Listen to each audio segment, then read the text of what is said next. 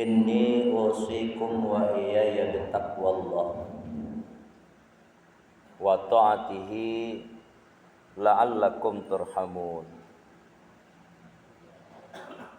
Ya ayyuhallazina amanu taqullaha haqqa tuqatih wa la tamutunna illa wa antum muslimun.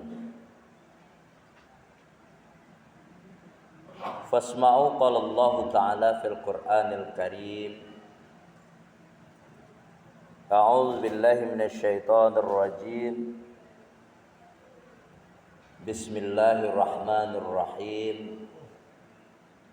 Qad aflaha man tadzakka wa dzakkara asma rabbih fasalla. Bal tu'sirunal hayatad dunya. Sadaqallahul aliyyul azim. Summa qala Allah Ta'ala aidan fi suratil ukhra. Alam nashrah laka sadrak wa wada'na anka wizrak alladhi anqadha zahrak wa rafa'na laka dhikrak fa inna ma'al usri yusra inna ma'al usri yusra. Al-ayah. Sadaqallahul azim. Puji, puja, syukur kehadirat Allah Subhanahu wa Ta'ala yang senantiasa melimpahkan rahmat dan karunia-Nya kepada kita semua, sehingga dengan rahmat tadi, dengan nikmat tadi, segala semuanya yang diberikan oleh Allah kepada kita dapat kita menyisihkan waktu, dapat kita meluangkan waktu kita memenuhi panggilan Allah untuk menyalurkan semua nikmat tadi yang kita peroleh. Nah, itu salah satu bentuk tanda rasa syukur kita kepada Allah. Satu kali dalam sepekan. Jadi sangat-sangat rugi sekali seorang hamba telah diberikan kesempatan oleh Allah, diberikan nikmat yang banyak, satu kali dalam sepekan ini masih saja tidak sempat ke masjid untuk berumrah. Nah, inilah hamba Allah yang dikatakan dalam kitab Al-Ihkam, fahuwa al-mutakabbiru haqqan, hamba Allah yang paling sombong. Beriringan daripada itu kaum muslimin rahimakumullah, makanya setelah kita hadir ini kan datang dari berbagai penjuru, datang dari berbagai arah. Tidak sampai di situ saja, datang dari bermacam problem masalah yang ada pada dirinya, sampai kita ke rumah Allah yang kita cintai. Tentunya berubudiyah, ingin mohon kepada Allah, meminta kepada Allah sebagai sarana sambungan antara seorang hamba dengan Khaliknya. Ba'a caranya jalan maupun lancar. Ba'a caranya setiap yang kita inginkan itu dipermudah oleh Allah. Hal inilah yang selalu kita tuangkan di dalam pelaksanaan ibadah salat. Iyyaka na'budu wa iyyaka nasta'in. Ayo menyembah dulu.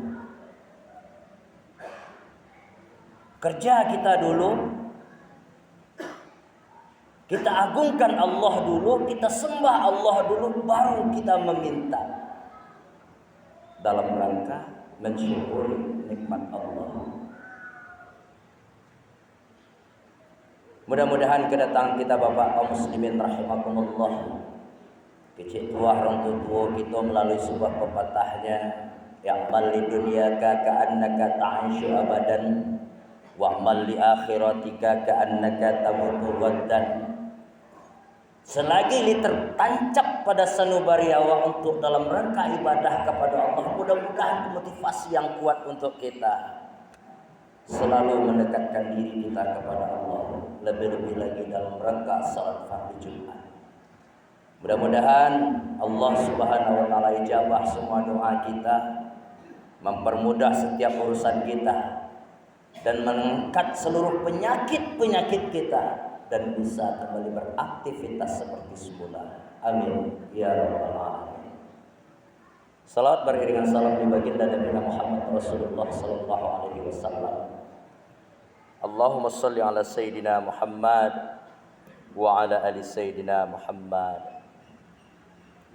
Salah satu bentuk tanda juga umat Rasulullah yang sayang kepada beliau, tentu dia juga sering menyebut.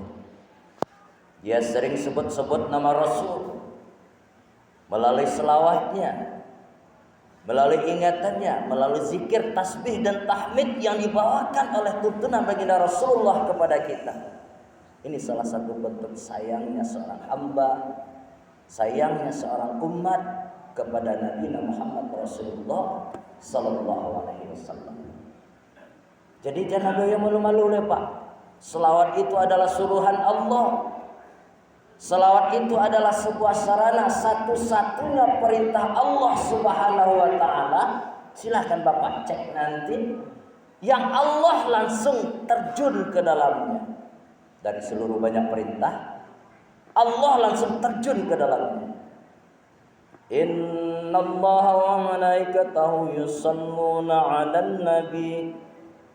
Allah dengan para malaikat pun juga ikut berselawat. Nah, sekarang kebalikannya, kembalikan kepada kita. Kenapa kita tidak? Untuk itu mari kita bersama-sama berselawat. Allahumma shalli 'ala sayyidina Muhammad wa 'ala ali sayyidina Muhammad. Bapak-bapak, para nenek mama, alim ulama, cadir pandai, sumber bendang dalam nagari, para tokoh masyarakat nan ditinggikan sarantiang nan didahulukan selangkah, para nenek mama yang tampai bertanya pulang tampai begitu, teristimewa kepada anak-anak kami, generasi muda, harapan bangsa, harapan agama yang insya Allah nanti sebagai penolong orang tuanya di akhir-akhir hayatnya. Kan yaitu nampak sebagai harapan kita kepada anak-anak kami. Itulah harapan orang tua wak. Ketika kita kalian lalu rangin cie menggigit di jagoan dikaji malah. Kecil kalian dirawat, besar kita pun disekolahkan, dididik. Inginnya kita mendapatkan nanti sebuah kalimat ketika akhir ayat kita lahir dari mulut anak yang soleh dan soleha. Allahumma ighfir lahu warhamhu. Indah keluar dari buya, indah keluar dari ustaz, indah keluar dari yang lain, tapi dari anak itu sendiri inilah yang didamba-dambakan oleh seorang tua. Makanya kaum muslimin rahimakumullah, anak-anakku, para generasi muda harapan bangsa, ayo kita pergunakan kesempatan sebaik-baiknya. Salat Jumat bukan saja mencari sebuah usia takwa, bukan, tapi sebagai pelangko adoh di dalam Pak. Tanpa kita sadari awak mau ulang kaji nanalah lupa. Maingean bagi nanti kalau isikulah tampai muaronya. Makanya kaum muslimin rahimakumullah, salat Jumat jangan pernah dilalai-lalaikan. Salat Jumat jangan pernah kita abaikan. Oh, ditunggu lo khatib lah turun dari mimbar dulu tua baru masuk di salat wa jadinya. Ini generasi muda nih, kalau nak dari upah dari kini di pabia di sosial lain kemanusiaan. Salat Jumat itu kenapa dia 2 rakaat? Dia dihimpun kepada khatib yang sedang khutbah di atas mimbar yang memiliki adab dan trik-trik tertentu. Jadi usia takwa bukan untuk khatib-khatib saja, kita yang hadir pun juga wajib mendengarkan. Ini logika. Kita kan ada adabnya tuh. La salatal jum'ata. Alun dikatakan orang itu salat Jumat, khatib khutbah di mukonya mau ta'ala di belakang. Itu nama suatu. Rusak salat Jumat kita. Kok liawak sudah batas kurang tagad 2 sudah. Itu hadis Nabi, Pak. Ini sekali lagi, ayo yang sudah akil balik berakal, melalui di atas mimbar ini diajak, jangan diremehkan salat Jumat. Dengarkan khatib sedang khutbah, karena khutbah itu bagian dari salat Jumat. Atau logika luruh hese kaum muslimin rahimakumullah secara kaidah usul fiknya. Salat zuhur itu kan ada 4 rakaat. Awak indak masbu, indak musafir, indak sedang menjamak. Awak jadi 2 rakaat di salat zuhur jadi ya. Indak. Kalau kita buat juga berarti kita mengada-adakan hukum beramal tanpa berilmu. Nah, ini sebagai pandangan untuk kita semua. Masyarul muslimin rahimakumullah. Sesuai firman Allah yang kita baca tadi, udah sering kita dengar nih ayat ini, mudah-mudahan menjadi sebuah ayat yang favorit untuk kita. Mudah-mudahan fahmun kita indah tak lepas dari melantunkan ayat-ayat Allah, kalamullah, Al-Quran ini setiap malamnya. Karena inilah salah satu nanti pencermin, penerang kita di alam kubur. Al-Quran ini sebagaimana Allah sampaikan, hudal lil muttaqin, petunjuk bagi orang yang bertakwa. Ya enggak Pak? Nah sekarang pertanyaannya, bagaimana mungkin kita mendapatkan sebuah petunjuk? Al-Quran tidak pernah kita pegang, Al-Quran tidak pernah kita pelajari, Al-Quran tidak pernah kita baca. Inilah yang menjadi bahan survei. Banyak kita yang tinggal yang lengah, meninggalkan Al-Quran sebagai petunjuk kita. Inilah yang paling cocok kira-kira di akhir-akhir ini, akhir tahun juga ya. Akhir zaman kita juga Pak. Awak lebih cenderung kepada alat nang ketek yang bisa digenggam masuk ke dalam HP, suka memasang status. Al-Quran tinggal. Ini sudah ada membuktikan. 75% generasi muda banyak yang tidak tahu Al-Quran, banyak yang tidak kenal Al-Quran. Bagaimana mungkin kita mendapatkan sebuah petunjuk? Cobalah kita inok-inokkan kaum muslimin rahimahullah, ditelatang, dikelukuan, ditelaah elok-elok, berjalan apa di malam hari. Anak-anak kami, para pemuda, para nenek mama, ini mohon maaf, tanpa menyebut suatu objek kita, ke dalam gitu Rasulullah. Kamu kok kita jadian pandangan, yo benda. Silakan kita jalan di malam hari tanpa ada satu cahaya, gelap gulita. Awak punya senter, kita punya senter di tangan, tapi tidak kita pakai. Persislah seperti itu. Orang Islam, dia bisa baca Al-Quran, dia bisa memiliki kesempatan mempelajari Al-Quran, tapi tidak di pegunungan, baremehan. Alhamdulillah, mudah-mudahan kita semua berkhusus yang ada di dalam masjid ini terhindar dari hal itu, meremehkan sesuatu yang begitu sangat bermanfaat menjadi petunjuk untuk kita. Kaum muslimin rahimahullah, berbicara kita tentang masalah kebenaran, berbicara kita tentang masalah dalil. Dalil itu kan ada 2, akli dan nakli. Berbicara kita tentang masalah hujjah, perkataan, pembicaraan, kalau nama kita mentelaah balik, merenungi balik, tidak ada perkataan itu yang paling benar kecuali ada 2 hal di atas permukaan bumi ini, selaku kita masih beriman kepada Allah dan Rasulullah. Yang 2 tadi, apa perkataan yang tidak bisa dibantah tadi? Yang pertama, kalamullah berupa Al-Quran yang tertulis. Kalamullah, firman Allah yang tidak bisa kita bantah. Tapi ada juga orang yang berdebat Buya, ada juga orang yang berdebat tentang isi Al-Quran. Nah, ingat cara pemahaman kita. Al-Quran itu ada 2 modelnya. Ada yang disebut dengan muhkamat, ada yang disebut dengan mutasyabihat. Kalau muhkamat bisa dicerna di akal pikiran kita, bisa sesuatu itu diterima dengan akal logika. Ada juga ayat Al-Quran isi kandungannya tidak bisa diterima juga, jadi pas-pasan. Contoh, surat Al-Isra itu jangan kita terima dengan akal logika kita. Peristiwa Isra Mi'rajnya baginda Rasulullah, ndak tahu dia kalau lagi kasih itu betul-betul iman kita yang diminta. Makanya Allah di ujung-ujung sampaikan liyunira. Allah tampakkan kekuasaan. Yang kedua sabda Rasulullah. Tiba ku ada Pak yang mengatakan hadis Nabi itu dhaif. Hadis Nabi itu sahih atau hadis Nabi itu palsu. Hadis Nabi tidak ada yang palsu, Pak. Hadis Nabi tidak ada yang dhaif, yang lemah, enggak. Kenapa ada istilah ini? Cara kita di dalam ilmu hadis mungkin yang kurang. Contoh, hadis itu turunnya temurun tepat jelas sasarannya. Kayak silsilah gitu. Saya anak ini. Seperti itu pula hadis. Nah, kaum muslimin rahimakumullah, kenapa kita sampaikan hal ini? Karena di suatu sisi Rasulullah sampaikan dalam rangka meningkatkan iman dan takwa kita.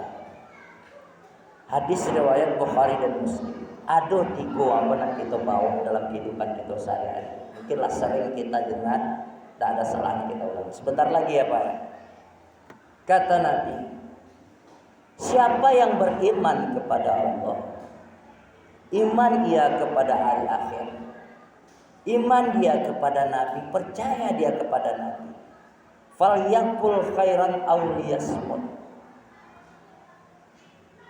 Sesuai yang disampaikan tadi, kenapa ini yang pantas kita sebutkan? Karena ini zaman-zaman akhir tahun, zaman-zaman sebab fitnah. Terkadang tidak ada yang betul menjadi salah. Yang salah malah naik grafiknya menjadi betul. Dalam hal ini kaum muslimin rahimakumullah, Nabi sampaikan daripada kita mengucapkan sesuatu yang tidak bermanfaat, Nabi bilang tuba liman syaghalahu. Takutnya orang yang banyak ngecek tadi itu banyak salah Pak, termasuk apalagi para khatib ini, jadi hati-hati ini juga. Tuba liman syaghalahu, lebih beruntung orang itu banyak yang diam.